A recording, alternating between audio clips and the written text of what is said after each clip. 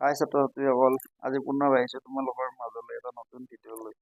তো অলৰেডি গম পাইছে আমি বিজ্ঞানৰ শ্বৰ্ট প্ৰশ্ন আলোচনা কৰি আছিলোঁ।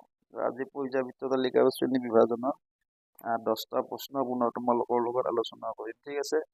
তো আচলতে মই মোৰ ইউটিউব চেনেলটোত মই 10মান শ্ৰেণীৰ ক্লাছ 10ৰ মেথছখন ইংলিছ মিডিয়ামত শিকাই আছোঁ, ক্লাছ কৰি আছোঁ।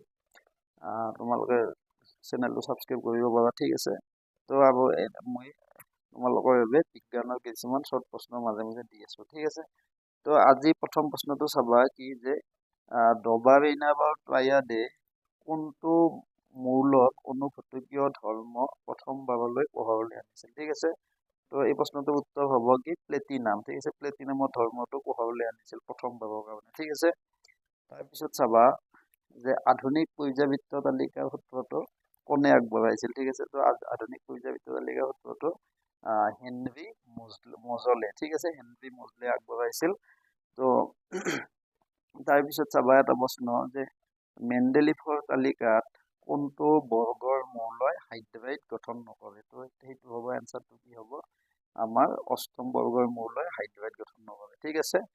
তাৰপিছত চাবা 4 নম্বৰ প্ৰশ্নটো যে পাৰমাণৱিক ব্যাসাৰ্ধৰ এছআই একক কি, ঠিক আছে। পাৰমাণৱিক ব্যাসাৰ্ধৰ এছআই একক হ'ল পিকোমিটাৰ, ঠিক আছে। তাৰপিছত ইয়াৰ লগতে আৰু এটা প্ৰশ্ন আছে যে হাইড্ৰজেনৰ পাৰমাণৱিক ব্যাসাৰ্ধ কিমান, ঠিক আছে। 37 পিকোমিটাৰ বা পিএম, ঠিক আছে। তো এতিয়া চাবা যে আৰু এটা প্ৰশ্ন আহে তোমালোকৰ যে পৰ্যাবৃত্ত তালিকাত মৌলবিলাকৰ ধাতৱীয় ধৰ্ম বাওঁফালৰ পৰা সোঁফাললৈ ডেছ বাঢ়ি যায় কমি যায়। তো এনচাৰটো শুদ্ধ উত্তৰটো বাছি উলিয়াব দিয়ে তোমালোকক। তো বাওঁফালৰ পৰা সোঁফাললৈ সদায় মনত ৰাখিবা মৌলবিলাকৰ ধাতৱীয় ধৰ্ম কি হয় কমি যায়, ঠিক আছে।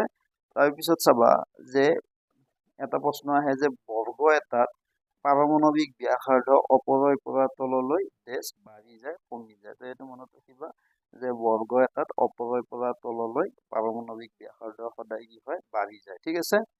তো এতিয়া চাবা তাৰপিছত এটা প্ৰশ্ন আহে যে আধুনিক পৰ্যাবৃত্ত তালিকাত পৰ্যায় আৰু বৰ্গৰ সংখ্যা কিমান। তো বৰ্গ আছে কেইটা 18টা বৰ্গ আছে আৰু পৰ্যায় আছে 7টা। ইয়াত দুটা প্ৰশ্ন হয়, ঠিক আছে।